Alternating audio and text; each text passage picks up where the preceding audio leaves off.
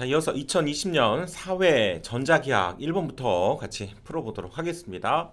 자, 1번 서로 같은 두 개의 구도체에 동일량의 전하로 대전시킨 뒤에 20cm 떨어뜨린 결과 두 구도체에 서로 이만큼의 반발력이 작용했다.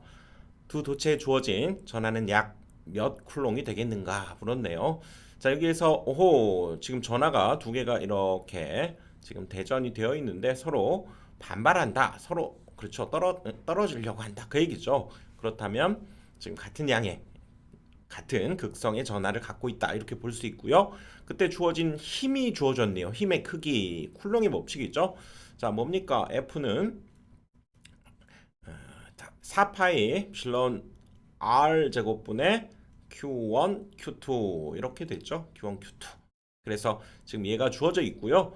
그 다음에 얘 R 값이 지금 주어져 있는 거죠. 거리 미터로 바꾸면 0.2m가 되는 거고요. 그럴 때 그쵸. 지금 같은 양의 동일 양의 전하가 주어졌다고 했기 때문에 자, 이제 한번 대입을 해봅시다. 여기에서 요거 같은 양이니까요. Q1, Q2가 같은 양이니까 Q 둘 다 Q라고 한다면 Q제곱이 되는 거죠. 그래서 여기에서는 지금 Q를 구하라는 얘기죠. 그래서 자, 이쪽으로 옮겨가면 결국 F 곱하기 4파이 엡실론 제로 R 제곱이 바로 Q제곱 이렇게 됐죠.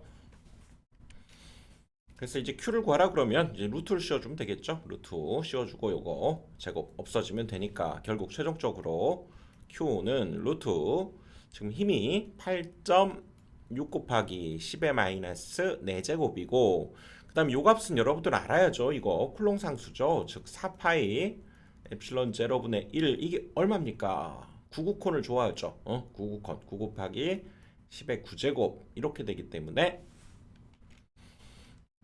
이 값 대신에 이제 이거의 역수가 되니까요. 역시 여기에서도 9 곱하기 10의 9제곱분의 1이 되는 거죠.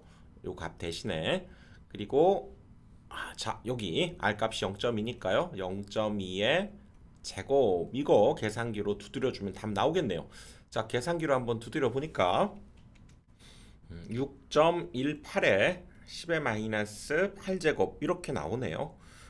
그렇죠? 2번이 답이 되겠네.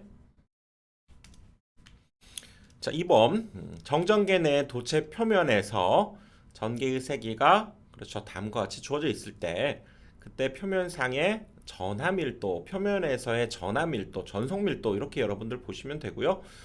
여기 로에스 돼 있는데 이 로에스가 뭐 D 전속 밀도라고 할 수 있고 또 우리가 이렇게도 표현했죠.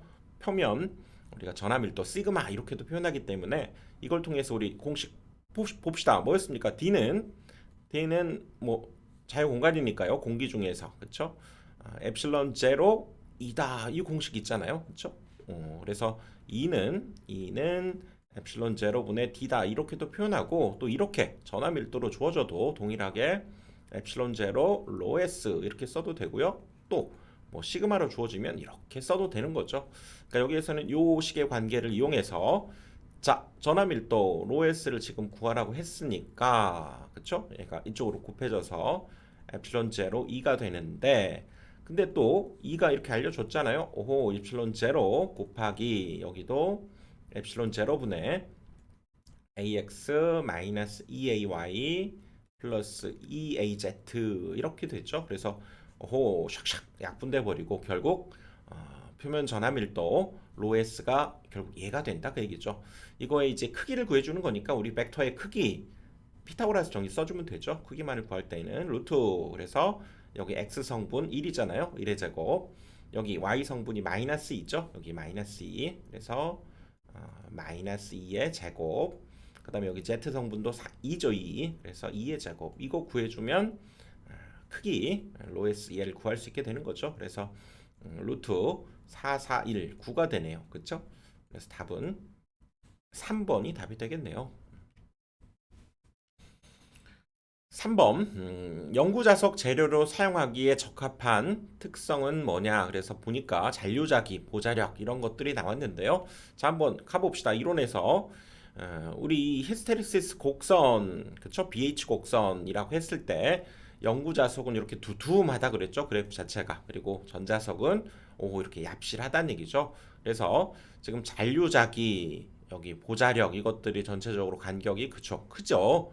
근데 전자석은 잔류자기는 크지만 여기 보자력은 작다고 그랬죠. 그 특징. 그래서 뭐 요 의미도 여러분 알아야죠. 여기가 잔류자기, 요 길이가 잔류자기에 해당되고요. 요 길이, 이 값이 보자력에 해당되는데 영구자석은 이렇게 두툼한 모양을 가지고 여러분들 기억해 두시면 되고요. 여기 전자석은 이렇게 얍실한 모양을 가지고 잔류자기는 크고 보자력은 작다. 요걸 기억을 해둬야죠. 그래서 다시 문제로 가보면 영구자석 재료로 사용하기에 적합한 것은 잔류자기와 보자력이 모두 큰 것이 적합하다. 1번이 답이 되는 거죠. 1번. 1번 있죠. 4번 자기회로와 전기회로에 대한 설명으로 틀린 것은 그랬는데요. 자, 이거 한번 자기회로, 전기회로 한번 정리를 해봅시다. 일단 기전력 E는 그렇죠? IR 이렇게 얘기할 수 있죠. 저항과 전류의 곱으로 표현될 수 있고요. 자, 기자력 F 이건 사실상 전류입니다. 전류, 기자력은 전류. 그래서 전류가 이제 몇 번 감겼느냐 이건 권수를 의미하기 때문에요. F는 NI 그리고 자 이거 ohm의 법칙을 이용하면 역시 자기 저항과 자속이 있죠. 이런 자로를 통해서 전기 회로와 같이 이런 자로를 통해서 여기에 파이라고 하는 자속이 흐르고 전류에 해당되는 거죠. 그리고 여기에도 자기 저항이 있기 때문에 이런 관계가 있고요. 또 전류는 R분의 2고 또 이 관계로부터 그쵸 파이는 R분의 파이 뭐 이거 이렇게 얘기할 수 있죠. 그리고 전기 저항에서 요거 로 S분의 L 요거 알고 계시죠? 저항에서 고유 저항 면적에 반비례하고 길이에는 비례하고요. 마찬가지죠. 자기 저항도 면적에 반비례하고 길이에 비례하면서 여기 투자율이 분모해 온다는 거. 그래서 요거 도전율로 표현했을 때는 로 대신에 K를 쓰고 그렇죠? 같은 형태다라고 하는 걸 알 수가 있죠. 그리고 도전율 역시 K는 오hm/미터고요. 투자율 이거는 헬리/미터가 되는 거죠. 그리고 이 저항의 역수를 우리가 컨덕턴스라고 하고요. 그 다음에 자기 저항의 역수를 퍼미언스, 자기 저항의 역수를 퍼미언스. 그래서 우리 자기는 자꾸 파마를 많이 해요. 파마. 그래서 제가 별로 안 좋아해. 그래서 막 저항감이 생겨. 그래서 자기 저항은 파마 생각합시다. 자기 저항의 역수, 저항이 생겨요. 그렇지? 자기 저항의 역수는 퍼미언스 이렇게 기억을 해두시고요. 자, 문제로 가면 자, 틀린 것을 물었죠. 자기 저항의 역수, 자기 저항, 파마 생각해야죠. 컨덕턴스 아닙니다. 이거는 전기 저항의 역수죠. 1번이 옳지 않고요. 자기 회로에서의 투자율은 전기 회로의 도전율에 해당되고 전기 회로의 전류는 자속이라고 그랬죠. 그리고 자기 저항의 단위는 암페어 턴퍼 웨버 맞죠? 자기 저항의 단위. 그래서 다시 한번 볼까요? F는 NI 요거였고요. 또 우리 자기 회로 입장에서 보면 자기 저항에다가 파이가 곱해진 거니까 자기 저항 R을 우리가 생각을 해보면 요 관계로부터도 5분의 NI 이렇게 얘기할 수 있는 거죠. 자기 저항. 그래서 요거의 단위 얘는 웨버고요. 그리고 얘는 가문 횟수 턴을 의미하고 이거 암페어잖아요. 그래서 암페어 턴 이렇게 됐죠. 그래서 4번도 옳죠. 답은 1번이 즉 틀린 1번이 답이 되는 거죠. 5번 저항의 크기가 1ohm인 전선이 있다. 전선의 최적을 부피죠. 최적을 동일하게 유지하면서 길이를 2배로 늘렸을 때의 전기 저항을 구해봐라. 자, 일단 전기 저항 이런 어떤 구조적인 측면에서 보면 로우 얘가 S분의 L 이런 관계였죠. 여기가 고유 저항 그리고 면적 그리고 길이 이런 관계인데 즉 최적 속에는 즉 최적을 우리가 V라고 하면 면적에다가 단면적에다가 길이를 곱한 이런 개념이 들어있죠. 그렇죠? 그래서 지금 이 문제는 1ohm인 전선이 있는데 자 이렇게 좀 두텁게 한번 해볼까요? 두텁게 이렇게 한번 해보고요. 이게 지금 1ohm이고 자 최적은 동일하게 하면서 길이를 늘렸다는 것은 얘가 우리가 떡 빼듯이 그치 쭉 길게 얘를 동일한 최적을 유지하면서 이렇게 길이를 2배로 늘렸다 이런 모양이죠. 그때 이때의 저항을 구하라 그 얘기인데 지금 여기를 보시면 이게 S고요. 이게 L이면 이때 V는 뭐라고요? SL이 되는 거죠. 그리고 이때 V 지금 동일하다고 그랬는데 이때 전선의 길이를 두 배로 이렇게 늘리면 이때의 단면적 S는 그러면 어떻게 됩니까? 이때를 우리가 S 프라임 이렇게 얘기한다고 하면 이 값은 당연히 이 값의 반절 2분의 S가 되어야, 그쵸? 2분의 S가 되어야 얘랑 곱해서 동일한 SL이 나오게 되죠. 아, 단면적은 2분의 1로 줄어들게 되는구나. 그러면 자, 새로운 저항을 R'이라고 한다면요.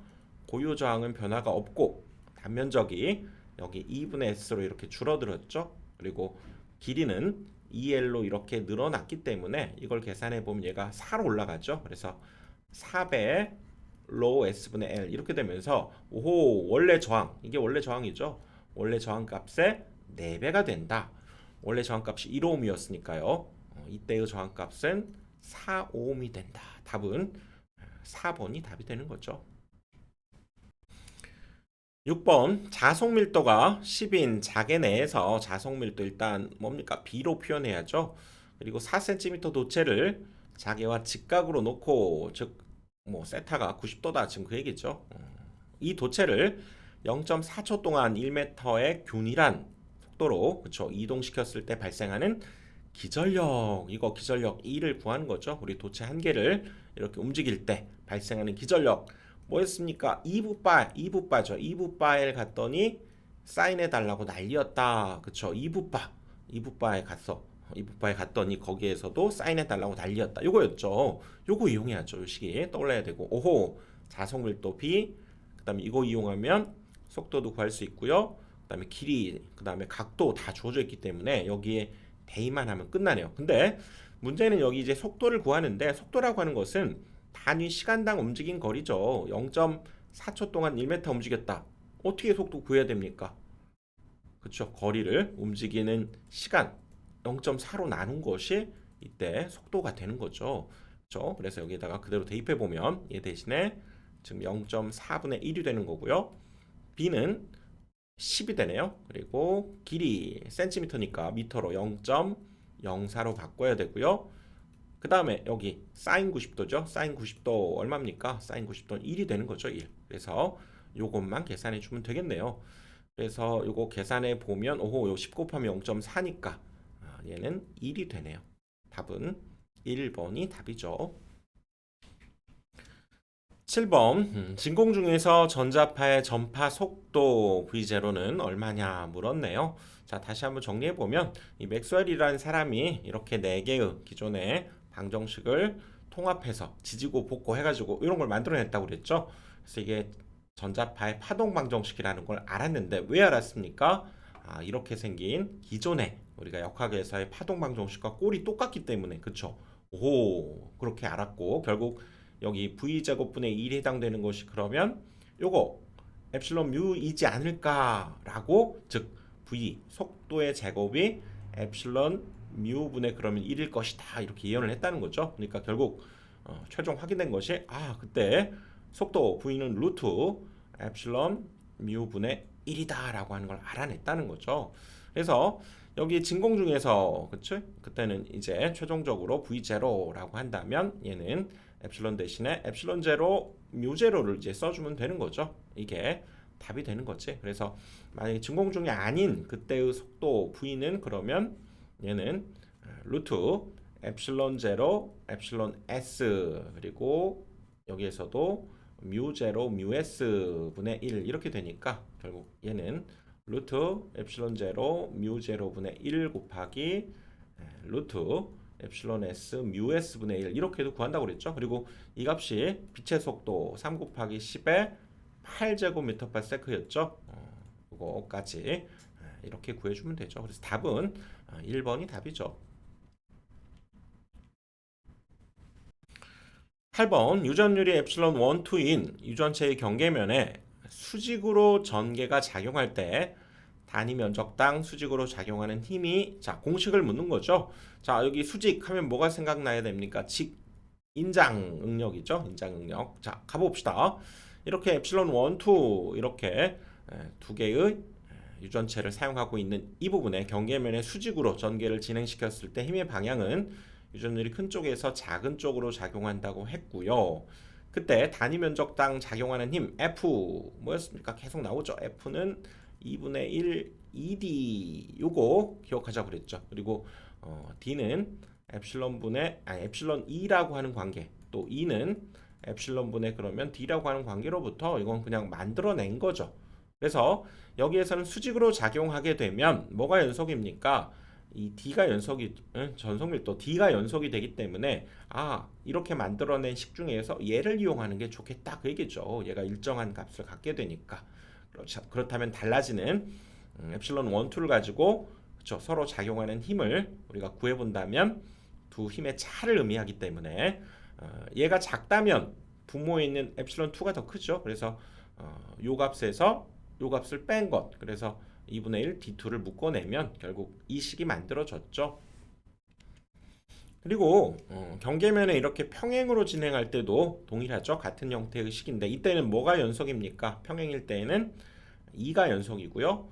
힘의 방향도 역시 동일합니다. 유전율이 큰 쪽에서 작은 쪽으로 작용하게 되고 2가 연속이다 보니까 이제 이 식을 쓰는 게 편리하겠죠. 그래서 이 원이 더 크다면 그렇죠. 이 원이 있는 쪽에서 요걸 빼주면 되겠죠. 그래서 얘네들이 묶어낸 이 식을 생각해내야죠. 그래서 문제로 가보면 결국 다시 한번 정리해볼까요? 그때 힘 F는 2분의 1 일단 2D라는 걸 기억하고 수직으로 작용하기 때문에 D를 이용해야 되니까 얘는 2분의 1에 여기가 엡실론 여기가 D제곱 이걸 써주면 되죠.